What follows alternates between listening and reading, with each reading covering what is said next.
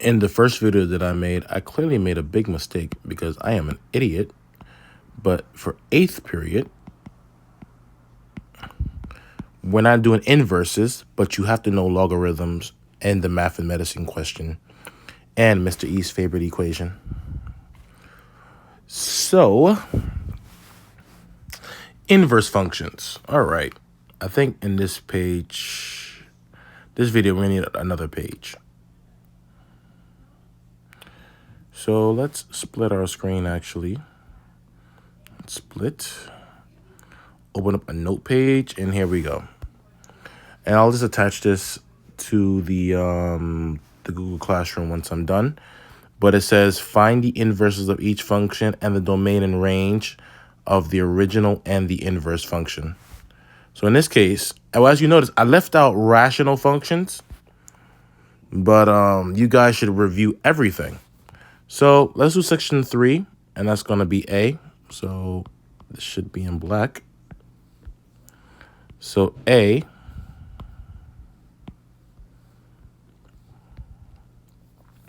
we have f of x equals to 3x minus 5.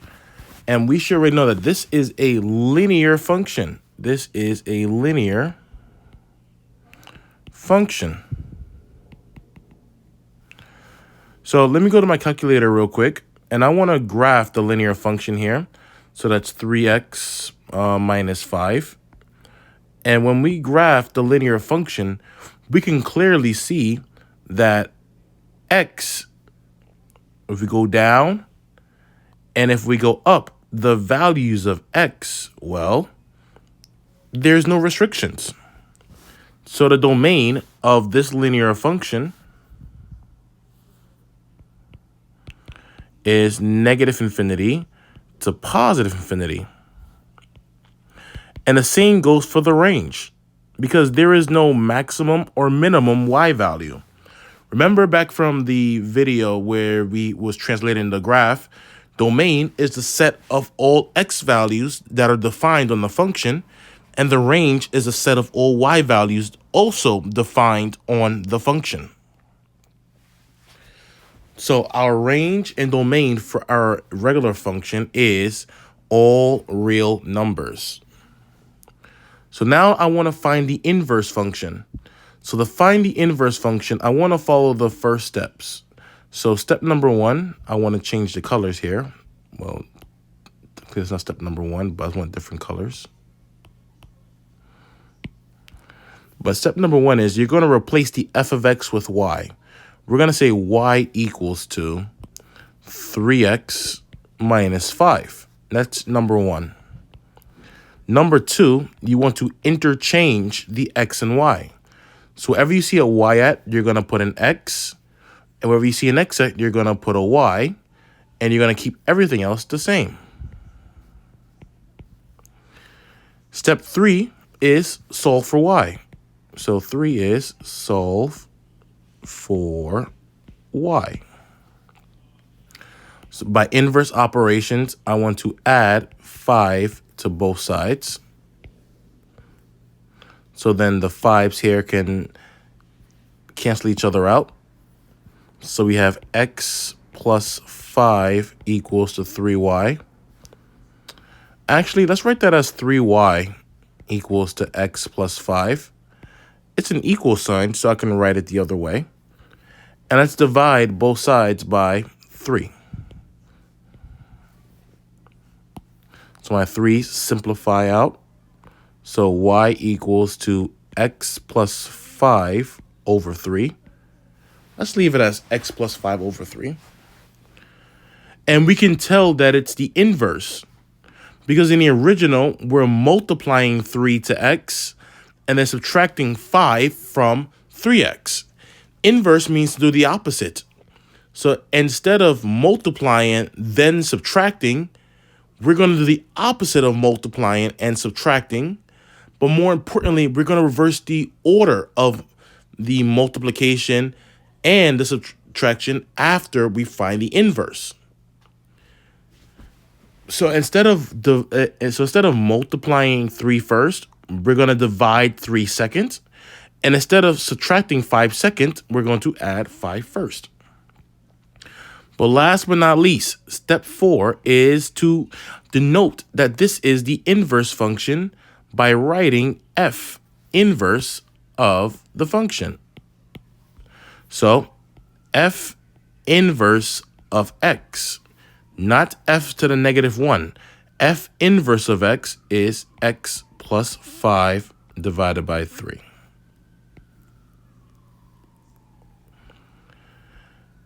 And because we switched x and y, we're switching the domain and the range.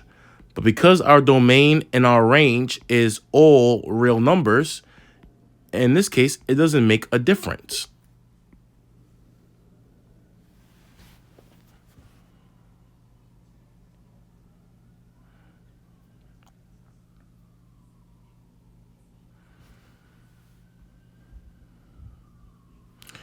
All right, so that was 3A. Well, that's section 3A. Let's do section 3B.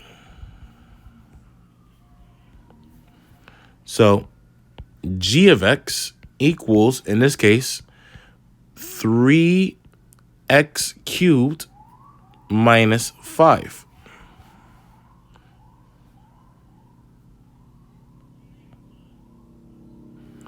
Let's first find the domain and the range of our inverse function by looking at its graph. So 3x cubed minus 5.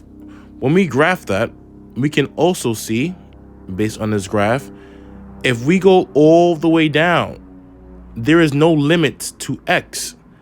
And if we go all the way up, there's also no limits to the value of x. So the domain of this cubic function is all real numbers. And the range to this cubic function is also all real numbers. Now we're going to follow the same steps as we did before in the last question. Replace the g of x with y equals to 3x cubed minus 5.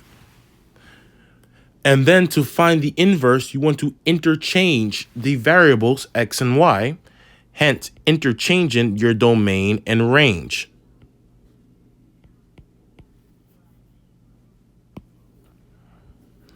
Then you want to solve for y. So in this case, instead of subtracting 5, we're going to add 5 to both sides. So I'm going to write it as this: 3y cubed equals to x plus 5. Or you can leave it as x plus 5 equals to 3y cubed, but it's the same thing. I was going to have my y on the left side. We can then divide both sides by 3, because the goal is to get y by itself. Well, that's a rainbow color. I didn't know what that was. So that divides out. Terrible. Try it again. Y cubed equals to x plus 5 over 3. And then to get rid of the cube, you want to apply not the square root to both sides. You have to be careful, because if you write square root on both sides on your exam, I'm going to take off 3 points actually from this question, because it does not cancel out this cube. You want to apply the cube root to both sides. Cube root. And for the cube root, there's only one solution, not two, when it's an even root.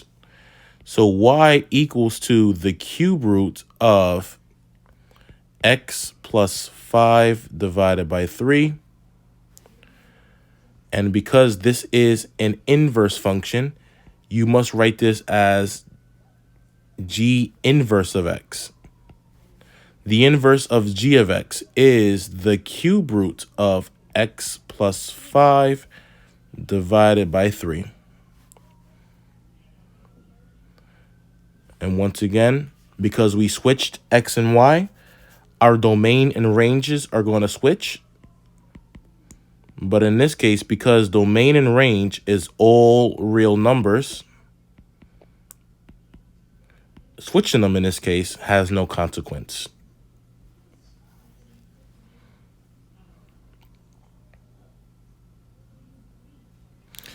You'll have two inverse questions on your final. You must find the inverse of both functions and properly state its domain and range.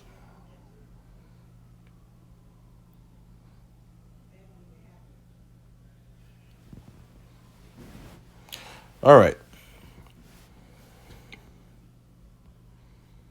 So we're now going to do letter C and D. C and D looks very similar, except there is one caveat. The inequalities for the value of x are different. Letter C says x must be less than or equal to 0, while letter D says it must be greater than or equal to 0. So C and D will follow the same kind of pattern, but there's a small caveat, as we're going to see in a minute. So C says h of x equals to x squared plus 5, where x is less than or equal to 0. I first want to find the domain and range for my function. Domain is the set of all possible values of x. If x is less than or equal to 0, then that means numbers that are less than 0 head towards negative infinity, going all the way to 0. But because it's also equal to 0, it gets a bracket. Bracket means included. Parentheses means it is excluded. The reason why infinity gets parentheses is because infinity is not a measurable number. It's not even a number. It's actually a concept. Now, before you say the range is all real numbers, that is a false statement. The range is going to go from 5 to infinity. This is a function with an even power. So if you go back to unit number 1, when the degree is even, there is an absolute maximum or minimum. Once again, do not forget unit number 1. But furthermore, if you graph this function, if you sketch a graph of this function, delete that, you can see that its minimum value is 5. See, mine is fancy though. It gives you the minimum value. The minimum value is 5. The smallest y value is 5 when x is 0. And it goes up on both sides. But in this case, we're looking at only values of x that is less than 0. So it's going up. Y is getting larger and larger and larger as x gets larger in the negative direction. So keep that in mind. Keep this in mind.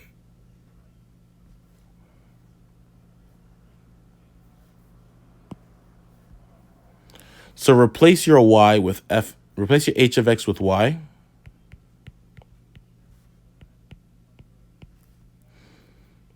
Subtract 5 from both sides. Rather, excuse me, I made a mistake. We want to find the inverse, right? So that means we're going to interchange x and y and keep everything else the same. And the goal is you want to solve for y. And by the way, you can also solve for x as well and just switch to y then, but switch to y first so you know what you're doing. So then subtract 5 from both sides.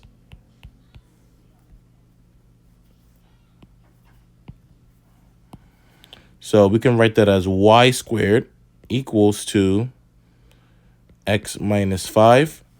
But I want to say this, right?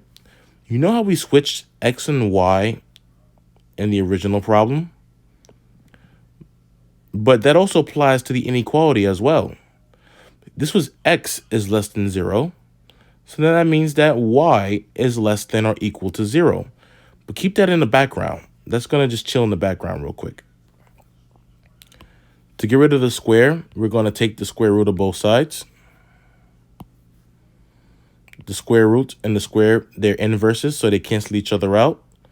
So y is equal to, please do not forget, when you apply the square root, it is two solutions, positive and negative. Square root of x minus 5. Now you must ask yourselves, which one are you going to take? Well, remember how we switched x and y, and at first we had x was less than 0, but now we have y is less than 0? Well, remember what I said in class. Whenever we have the less than symbol, we're going to choose the negative value. And whenever we have the greater than symbol, we choose the positive value. So because we have a less than in this case, we're choosing the negative square root of x minus 5. So that means that the inverse of, not f, because the original function was h, the inverse of h is the negative square root of x minus 5. And because we switched our x and y's, our domain switch as well. So our domain goes from 5 to infinity, and the range goes from negative infinity to 0. And brackets on the 5 and brackets on the 0.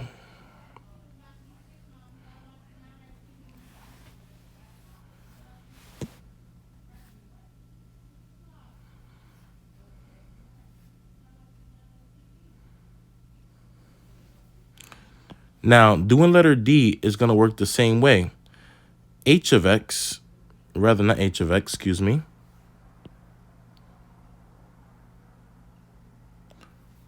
J of x equals to x squared plus 5. And in this case, it says for x that is greater than or equal to 0. The domain changes. Because if x is greater than or equal to 0, our domain goes from 0 to infinity. But the range is going to stay the same from 5 to infinity. Because once again, wrong side actually, when I graph this function, the smallest y value is still 5. But this time we're going towards x is positive infinity. And that means our y also goes towards positive infinity.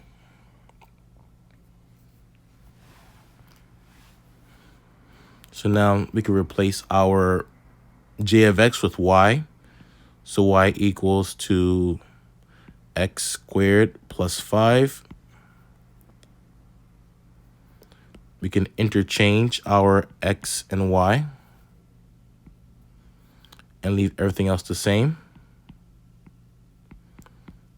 And as you notice, it's the same process. Nothing's really changing. We can subtract 5 from both sides. So we can have y squared equals to x minus 5. Remember, we still have the fact that x is greater than or equal to 0. But because we switched x and y, that's now going to be y is greater than or equal to 0.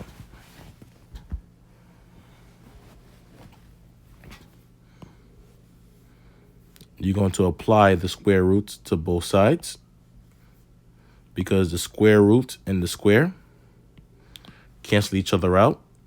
So y equals to plus or minus the square root of x minus 5.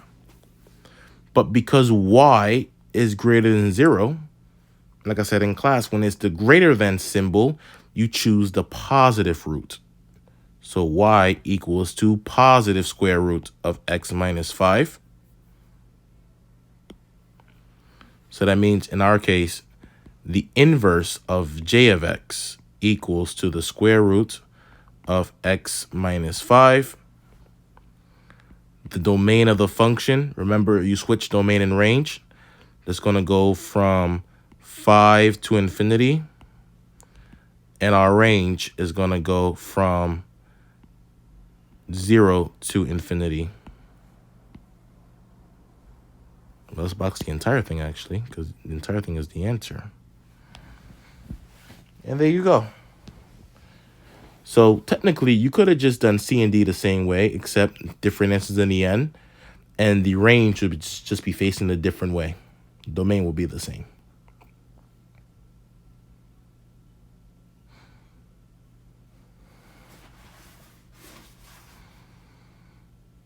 Okay, so letter E.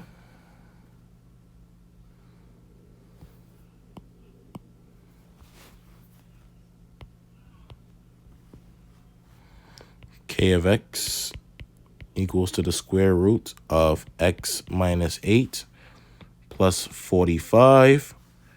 So for our domain, we should already know that the inside of the square root has to be a number that is greater than or equal to 0. So x minus 8 must be greater than or equal to 0.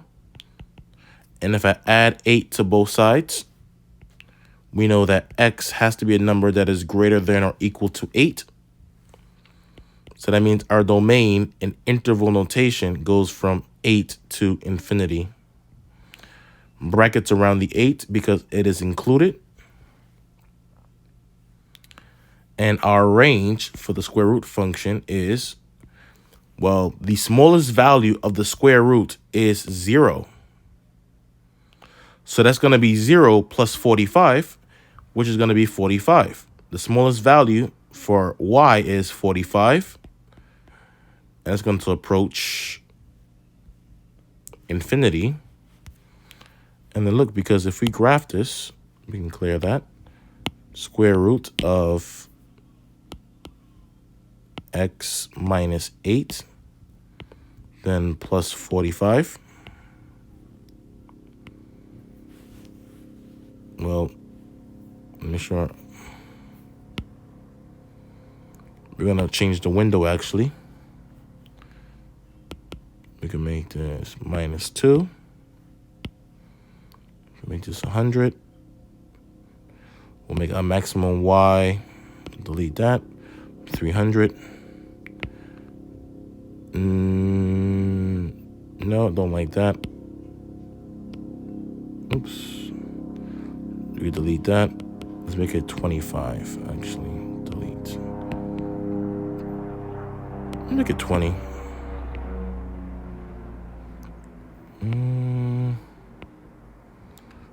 Max y.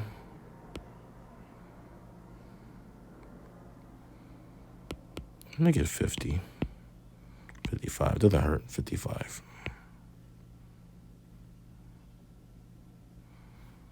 Anyways, when you look here, right?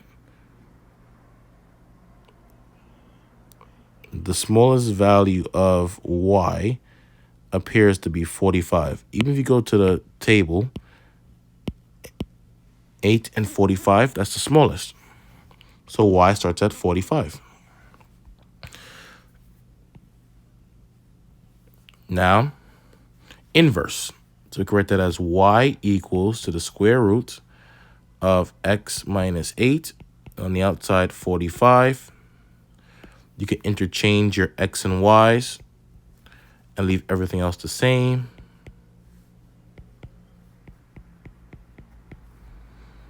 So in this case, we're going to subtract 45.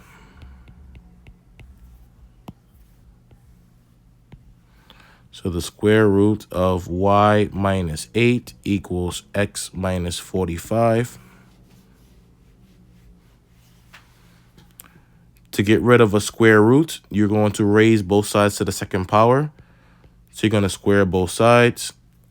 I do not want you, in this case, do not expand the polynomial. So leave it as, so we have y minus 8 equals to x minus 45 squared.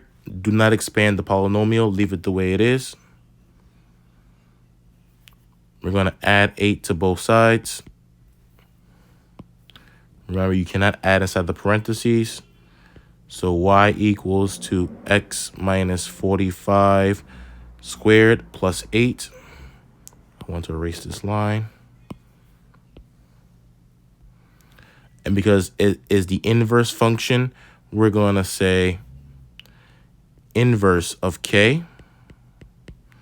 equals to x minus 45 squared plus 8.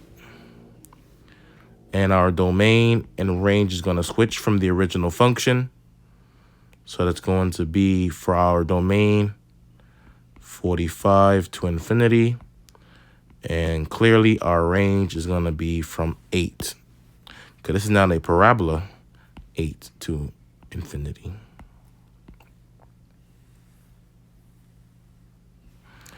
And there you go.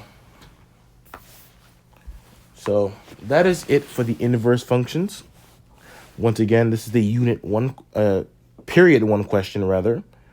And I'm going to give you guys 2 inverse functions. And I want the domains and range of both the original function and the inverse function. And it's better to find the domain of the original function, because you can switch the order for the inverse function. All right, guys, take care.